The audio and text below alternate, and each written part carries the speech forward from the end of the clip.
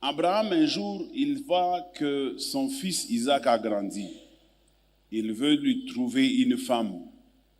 Il demande à son serviteur de mettre sa main sur la cuisse et de jurer qu'il ne va pas lui prendre une fille parmi les filles de Canaan et qu'il ira lui chercher une fille dans son village de telle manière que ça soit la fille qui a la même tribu que son fils Isaac. Le serviteur a juré, mais quand il arrive dans le village, il se dit où est-ce que je peux trouver les femmes, les filles de ce village où mon maître a voulu que je vienne épouser. Lui aussi va aller au puits. Donc c'est ici que je vais commencer mon message parce que vous voyez que dans les deux messages, il y a le puits qui revient. Il va aller au puits et là au puits, il s'arrête. Maintenant, le choix est très difficile pour lui. Il se dit, je vais choisir comment? Alors, les femmes venaient puiser, rentrer, les filles venaient puiser, rentrer. Il se dit en lui-même, Seigneur, aide-moi, je suis obligé de choisir la femme qui sera la femme de l'enfant de mon maître. Alors, je ne veux pas faire un mauvais choix parce que c'est une grande responsabilité de choisir pour quelqu'un. Et c'est comme ça qu'il va dire, aide-moi à choisir. Il va donner à Dieu quelques caractéristiques en disant, je voudrais que la femme qui viendrait ici au puits, qui me donnera de l'eau à boire et qui en donnera aussi à tous mes chameaux avec lesquels j'ai voyagé, je saurai que c'est cette femme-là que tu as choisie pour le fils de mon maître. Les filles venaient passer, rentrer, venaient passer, rentrer, et puis jusqu'à ce qu'une fille est venue par là, du nom de Rebecca. Celle-là, elle a fait exactement ce qu'il s'était dit dans le cœur, alors qu'il n'avait jamais dit à personne ce qu'il était en train de penser. Et c'est comme ça qu'il va épouser Rebecca, il va l'amener auprès d'Isaac. C'est ici que commence mon petit enseignement de cet après-midi. La première des choses, vous allez constater que tous les deux, ils ont trouvé leur femme autour du puits. Je sais que pour vous, mon frère, c'est déjà cuit. Parce que vous avez déjà fait un choix. Mais si vous l'avez bien fait, ceci va vous renforcer dans votre certitude. Pour ceux qui ne sont pas encore mariés, profitez de cette occasion pour retenir cette leçon. Le lieu où vous rencontrez la personne avec laquelle vous voulez faire votre vie est très important. Il ne suffit pas de rencontrer une personne qui correspond à vos critères, qui fait bouger votre cœur, ou qui vous parle bien, qui a des moyens, parce que de nos jours, les filles aiment bien les gens qui ont des moyens. Cela ne sont pas des critères suffisants. Les meilleurs critères, où est-ce que tu l'as trouvé? Tu l'as trouvé en train de faire quoi? Est-ce que tu l'as trouvé en train de travailler dans une société? C'est bien. Mais est-ce que tu as vérifié elle prie où?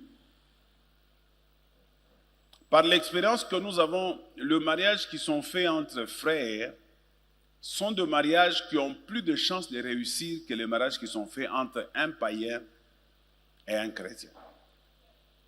Et d'ailleurs, je vous dis que la Bible autorise les divorces seulement si l'un des conjoints est païen et que c'est lui qui décide de partir.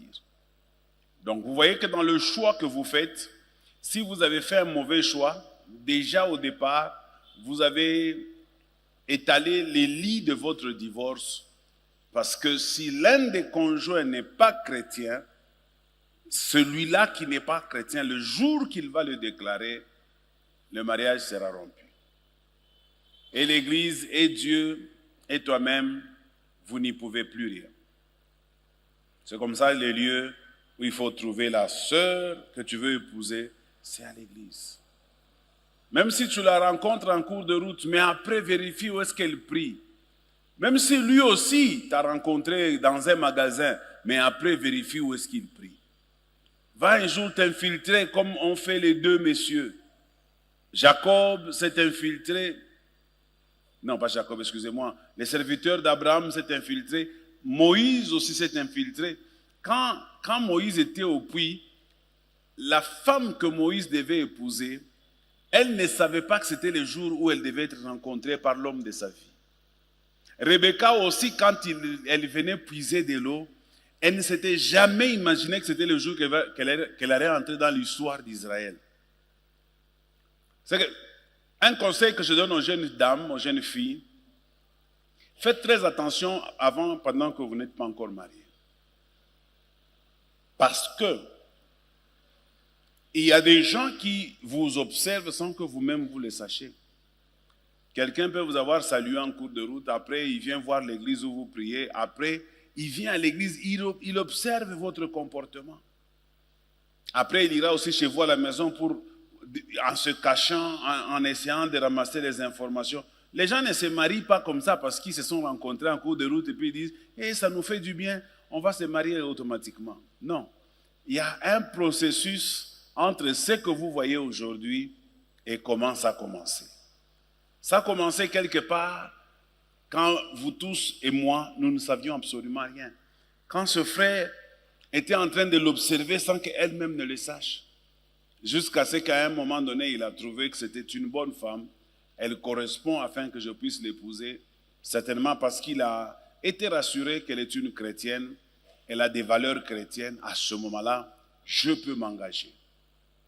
La deuxième chose que nous tirons dans ces deux textes similaires, c'est que vous allez voir que Moïse, lorsqu'il trouve cette femme, la femme la ramène chez lui, chez elle. Lorsqu'il se marie, Moïse, c'était quelqu'un qui avait une promesse avec Dieu. Moïse va se marier avec une femme qui n'est pas juive, qui est madianite. Mais dans l'autre cas avec Isaac, il s'est marié avec une femme qui est hébreu. Parce que Laban, qui est le père de Rebecca, non, est-ce que c'est comme ça? Non, c'est pas Laban. Là où les serviteurs d'Abraham est allé épouser pour Isaac, ce n'était pas chez les païens. L'ordre qu'Abraham lui avait donné, c'est d'aller épouser dans sa tribu. Autrement dit, Isaac a trouvé une bonne femme qui avait les mêmes valeurs que lui. Mais tandis que Moïse a trouvé une femme qui n'avait pas les mêmes valeurs que lui.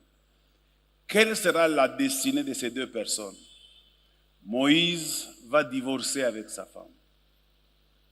Mais Isaac ne divorcera jamais avec sa femme.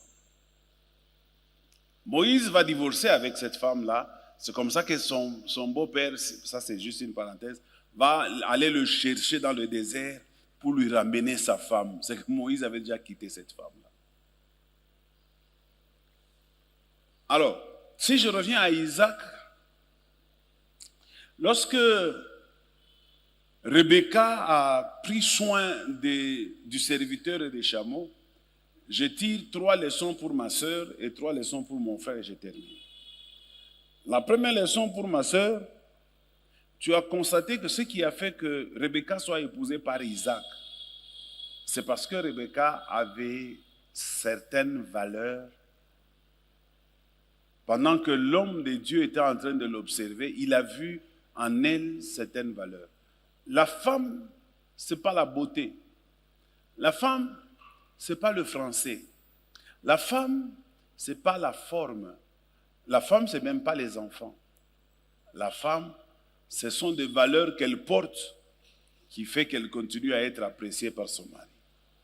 Cet homme, Christophe, s'il constate que tu n'as plus les valeurs dans lesquelles il a cru, votre mariage va commencer à entrer en difficulté.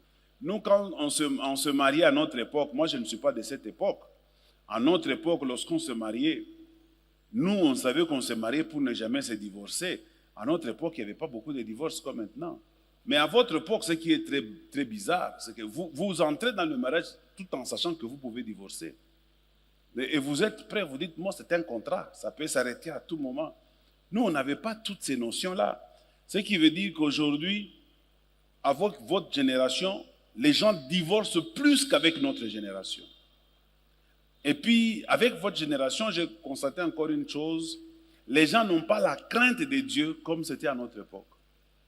Nous, on a marché dans la crainte de Dieu. Quand on faisait les jeûnes et prières, même pour avaler la salive, on avait comme l'impression que Dieu est quelque part en train de nous observer. Mais les enfants d'aujourd'hui, vous pouvez décréter un jeûne à l'église, elle sort dehors, elle pompe, elle vous revient ici comme si de rien n'était. Donc la crainte de Dieu a beaucoup diminué dans nos enfants. Donc ma sœur divine, je voudrais que cet homme voie la crainte de Dieu en toi. Tu me donnes un bon amen? Écoutez, ça c'est pas pour vous, je l'ai dit d'une manière générale. Pour vous, pour eux, quand vous vivez, beaucoup plus pour vous, vous qui n'êtes pas encore mariés, c'est une leçon que j'ai déjà développée et que je connais, c'est une théorie qui a déjà fait ses preuves. Quand vous vivez dans les fiançailles avec un garçon et que ce garçon peut vous demander d'aller quelque part avec vous, vous vous enfermez, vous faites les choses que vous n'êtes pas censé faire avant le mariage. Et vous rentrez chez vous à la maison, lui aussi rentre chez lui à la maison, vous êtes tranquille, vous ne vous culpabilisez pas. Sachez que vous êtes très en danger. Les dangers, c'est lesquels? Si vous n'avez pas peur à ce moment-là que vous habitiez la maison de vos parents, vous n'avez pas peur, vous le faites quand même. 2, vous n'avez pas peur de Dieu parce que vous n'étiez pas encore marié, mais vous le faites quand même. 3, vous n'avez pas peur même de l'église de Dieu, au cas où vous êtes chrétien dans une église. C'est-à-dire, le jour que vous serez chez vous, ce n'est pas le jour que vous allez apprendre la crainte de Dieu. Ce n'est pas le jour que vous allez apprendre à craindre vos parents.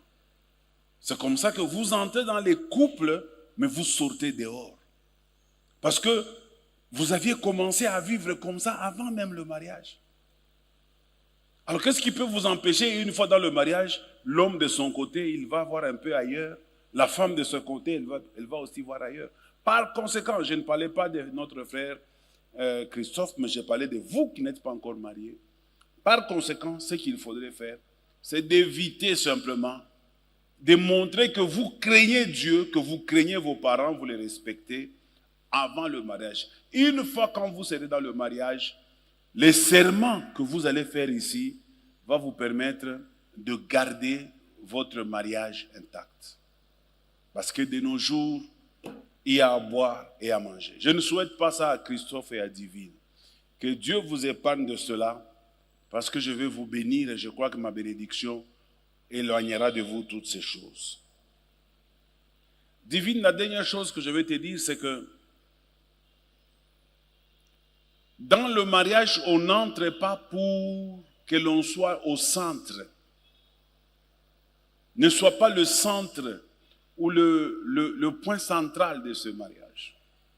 Ce n'est pas toi le point central de ce mariage. Ce n'est même pas tes enfants le point central de ce mariage. Le point central de ce mariage, pour toi, ça sera cet homme. Toutes tes pensées doivent aller envers lui. Tu dois penser à lui la nuit, le matin, le jour, à tout moment, tu penses à lui. C'est lui le point central de ton mariage si tu veux réussir. C'est vice-versa. Pour lui aussi, tu dois être son point central dans le mariage.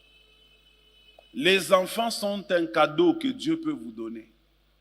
Mais s'ils ne viennent pas, n'en faites pas un problème. Moi, j'ai chassé des filles qui sont venues me voir au bureau. Papa, je me suis marié, ça fait 3-4 mois, je ne vois rien. Je dis, mais vous êtes folle? Je les ai chassées. Vous voulez déjà 3-4 mois que vous puissiez tomber enceinte. Vous êtes une machine, vous êtes quoi? Prenez votre temps, ça va venir. Et puis, dernièrement, l'une d'elles est venue me voir 5-6 mois après. Papa, maintenant nous avons connu. Je dis, voilà. Ils allaient même, l'une d'elles m'a même dit, oh, je suis allé voir mon médecin. Toi, tu as ton médecin, toi. Nous disons parfois des choses bizarres. Comment? Normalement, même la médecine connaît ce que je vais vous dire. Quand une femme ne conçoit pas en ayant plus ou moins 2 ans, on attribue ça à comment je dis, une harmonisation hormonale ou tout ça. Ce n'est pas encore une stérilité. La stérilité, on commence à la considérer quand ça commence à dépasser 3 ans. Mais avant 3 ans, ce n'est pas la stérilité. Donc arrête d'aller voir les médecins qui vont aller provoquer des choses en toi qui peuvent même te créer les problèmes là où il n'y avait pas de problème. Que Dieu vous bénisse. Alors, je vais parler à l'homme. Mon frère, le premier point que je t'ai donné, c'est que tu es cet homme qui va diriger ce mariage. Elle sera le point central dans ce mariage. Deuxième point, c'est que toi aussi, tu dois savoir que c'est l'homme qui tient le mariage. Fais tout pour que ce mariage ne souffre de rien. Fais tout pour que ce mariage réunisse tout ce qu'il faut. Ça, c'est ta responsabilité. Il ne faut pas trop blâmer la femme. Je vais ouvrir une parenthèse. Même en matière des enfants, si la femme ne donne pas les enfants, ce n'est pas tout de suite la responsabilité de la femme. D'abord, c'est la responsabilité de l'homme. Parce que la même femme qui n'a pas donné les enfants ici peut aller les donner les enfants ailleurs. Deuxièmement, si ta femme ne donne que les filles, n'en fais pas un problème. Parce que j'ai déjà expliqué ça à l'église. Lorsqu'il y a accouplement entre un homme et une femme, l'homme a 2 types de semences. La femme n'en a qu'un seul type dans son ovule. Elle n'a que les Y. Mais l'homme a les X et les Y. Quand tu libères les X, elle reçoit les X. Ça fait 2 X. Ça devient une fille. Quand tu libères les Y, comme elle n'a que des X, ça devient un garçon. Alors, si une femme ne donne que des filles, ça n'a jamais été la faute de la femme, c'est la faute de l'homme. Donc, il faut pas commencer à torturer ta femme. Oh, toi, tu ne me donnes que des filles. Non, non, c'est toi qui donnes des filles. La femme, c'est quelque chose, c'est à toi que je suis en train de dire. La femme, c'est comme une machine qui reçoit, elle est réceptrice. L'homme, il est donneur. La femme est réceptrice. Tout ce qu'elle donne, tout ce qu'elle reçoit, elle les reproduit et elle le retourne. Tout, la femme, elle est comme ça. L'homme donne l'argent, l'homme est donateur. La femme reçoit l'argent. Quand tu reviens le soir, une table est garnie. Tu vois, toi, tu as donné l'argent, mais elle a fait une table. La femme, elle reçoit, mais quand elle reçoit ce qu'elle a reçu, quand elle redonne ce qu'elle a reçu, tu ne vas plus reconnaître ça. Tu lui donnes ta sémence, elle te retourne de beaux enfants. La femme, elle, par sa nature, elle est réceptrice. L'homme, par sa nature, il est donateur. Tu dois toujours donner. C'est ton boulot. Ne te fatigue pas. J'ai vu un jour un monsieur qui me dit, non papa, je suis fatigué avec ma femme. Pourquoi c'est toujours moi qui donne à la maison? Hey, tu veux que qui d'autre vienne donner chez toi? C'est toujours toi qui dois donner. La Bible dit les désirs de la femme se porteront vers son mari. Tu veux qu'elle porte ses regards vers qui? Elle portera. Ma soeur divine, porte toujours tes regards vers lui. Pourquoi il est venu te chercher? S'il est venu te chercher, c'est qu'il est capable. Après ça, non, non. Je ne suis pas d'accord avec ça. Oh, maïcha est compliqué. Oui, non. C'est pas correct. Tu es censé trouver des solutions. Moi, depuis que j'ai connu ma femme, tu sais, Christophe, dans des moments très compliqués. On a traversé des moments très, très compliqués. Mais jamais je n'ai retourné ma femme chez elle. On a souffert ensemble. Je me battais bec et ongle juste pour lui trouver ce qu'il faut. C'est ça un homme. Il est celui qui pourvoit. Il est celui qui donne. L'homme ne reçoit pas. Regarde dans tout le corps de l'homme, il n'y a pas un endroit pour recevoir. L'homme, lui, c'est un donneur. Et même, la bouche n'a pas été donnée à l'homme que pour manger. La bouche a été donnée à l'homme pour parler.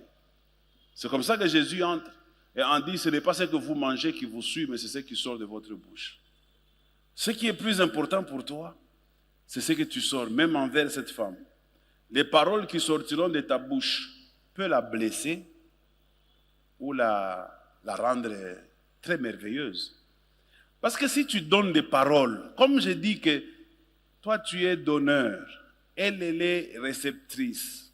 Tout ce que tu mets en elle, elle va travailler ça, elle va cuisiner ça, et puis elle te retourne ça. Alors si tu lui donnes de mauvaises choses, elle va aussi les cuisiner. Et puis elle va te retourner ça. La maison va chauffer. Alors si tu veux que cette femme te donne de bonnes choses, parle de bien, de bonnes choses. Quand ces bonnes choses vont entrer en elle, elle va les cuisiner. Tu seras l'homme le plus heureux. Les femmes sont comme ça. Quand tu lui parles bien, je ne sais pas comment les femmes, Dieu les a créées comme ça. Quand tu lui parles bien, elle se sent bien. Même si tu mens. Et parfois, je crois que les femmes aiment les mensonges. C'est pourquoi tu verras qu'il n'y a que les aventuriers ont toujours la chance d'avoir de belles femmes. Parce qu'ils savent parler. Les femmes aiment entendre les bonnes choses. Quand tu lui donnes de bonnes choses,